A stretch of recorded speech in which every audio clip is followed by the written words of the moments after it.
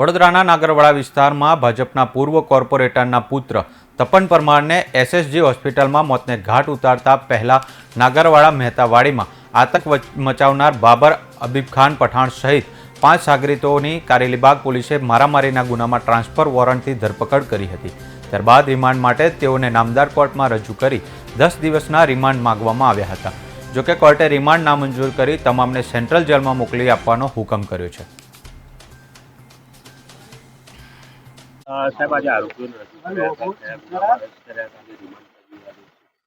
Karelibaug police station જે BNS 109 મુજબ એટલે કે જૂની 307 મુજબના ગુનાના આરોપીઓ 5 હતા અને કોર્ટમાંથી કબજો લેવામાં આવેલો હતો અને આજે વધુ તપાસ માટે પ્રોડક્શન કરી અને T1 10ના રિમાન્ડ માંગવામાં આવ્યા હતા, પણ ગ્રાઉન્ડ નામદાર કોર્ટે તે રદ કરેલ છે।